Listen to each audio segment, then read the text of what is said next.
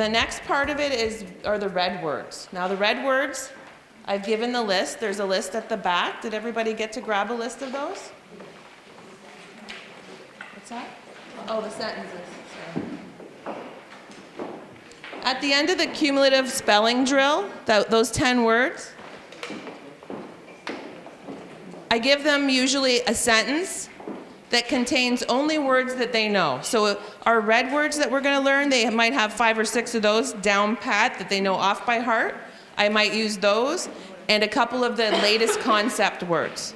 So the goat was in a boat, perhaps, right, for our current lesson. And the important thing I want them to do is to count out the words. So they're going to count those out. The goat was in a boat, 6 words. I have to have 6 words. So then they're going to go through each word. I know it's one of my red words. You know, goat, g-oat. They're going to go through each one like that. And the part about this that's important is a lot of times when children are doing a really good job writing and they go to write down their thought and they're missing a whole bunch of words. And you think, okay, you left out in, all kinds of.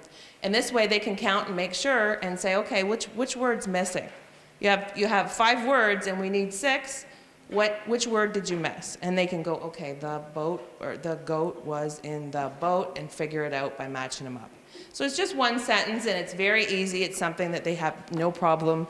The words shouldn't be a problem. And a lot of times the words are the ones that I've given them for the spelling dictation so that they can even refer back to them. Again, just so that they're successful. The red words. So the red words are the ones that don't follow the rules. We have all these sounds that we can put together and sound out and make sense of, and then we have all these other words that it doesn't matter what we learn, we're not going to be able to sound them out. So we learn them as what we know as sight words, and we memorize them in different ways. So the whole idea behind this is we try to take a multisensory approach to memorize these words.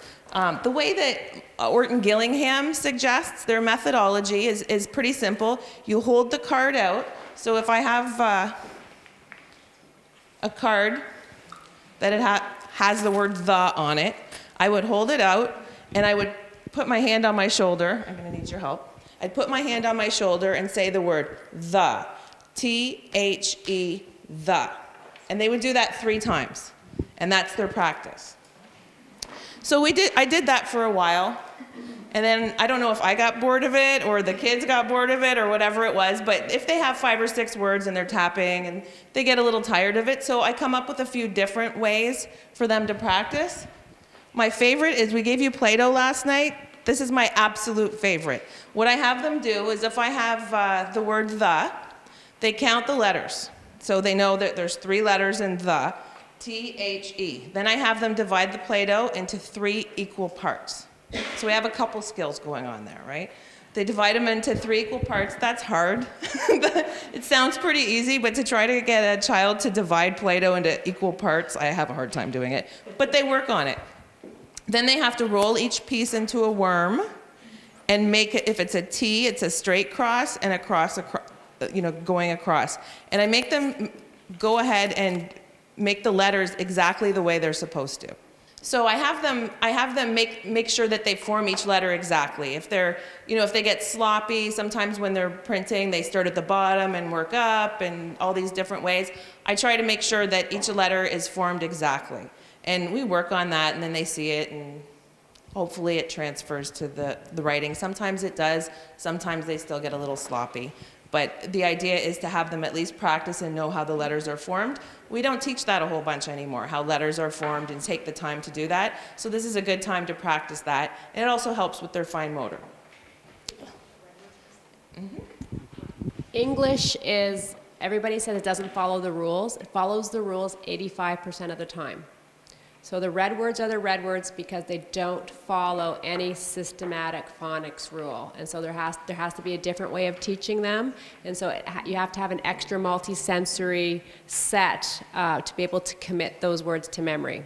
So everybody says that English doesn't follow rules. It really does 85% of the time, but the rules get quite specific as the scopes and sequences go on. These are the words that do not follow it. These aren't the Dulce words, and these are not the Fry words. Even though some of the words overlap, they're their own set of words. Another way that I found that was kind of interesting for younger kids was the parking lot. I gave you each one of these. You might want to photocopy it. I would suggest laminating this because ideally what you do is you write the words right on it. So if they have 10 words that they're learning, I usually don't give 10 words at a time. But if they have that many, you write them on there. You could use a vis-a-vis marker. And they take their little car and they park it over the words as they read it. So we only gave you one car, but ideally you would have a car for each word, and they could completely fill up the parking lot once they've read all the words. That's a really popular activity. Or you could just print out the parking lot and add it, and they can read the words right off of that. One of the other things that I do with red words is the children have their own set, just like their own set of cards, flashcards for their sounds. They have their own set of red words. So I'll start with maybe, like especially if it's a brand new student, I'll start with maybe 3 to 5 words. And the idea is for them to master them. They have to be able to read them, and then they have to be able to spell them. So what I do to manage that is I have the words written on a card. This is the same idea as with the phonemes, like all the sounds are on cards. I would write their word on here, and then they would practice them, they would tap them out, they would do whatever they want to do with them, with the Play-Doh, and I let them bring them home with them and with the Play-Doh, and I give them all the tools in order to practice. So then what we do is when they come back to me and we practice these, it's not like a spelling test. What it is we're practicing the words. So they're actually going to print, and they're going to print all in lowercase letters. And I'll say, this is the word the, and they're going to write it down. And if they don't get it correct, instead of saying, try again, what I do is I say, does that look right to you? Because most of the time, children know if they didn't spell a word right. Most of the time. Just like the old trick where and underline the words that aren't spelled correctly, so they're not coming up to us every 5 seconds and saying, how do you spell this, how do you spell that? They know, they've memorized it, they've read it, they're just not recalling it quick enough. So I'll say, does that look correct? And they'll look at it, and I always say that, whether they get it right or not. And usually they'll say no. If they're not one of those kids at first, I teach them to be. Like, really, my goal is for you to see what you've spelled incorrectly so that you can recognize your own mistakes. So they do get that. They get that very easily. And usually, right away, they say, no, that's not right. Like, what do you think needs to change? And then they usually make the right correction. If they studied the words and they're working on them, they usually are able to move things around. Sometimes I might make a suggestion like, oh, you have one extra letter. There's a letter there that doesn't belong. Or you might want to change one letter so that they're going to be successful. And then when they're done, I show them the word and say, is that correct?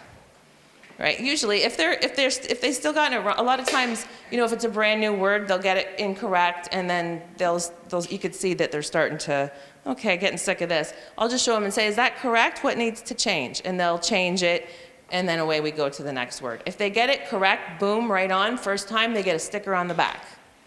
And after 3 stickers, we get rid of that card.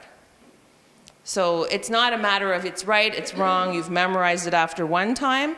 It's at least 3 times with it being an automatic recall. And they're usually pretty happy about those stickers, and they rip them off, the card off of the ring, and they want a new one right away.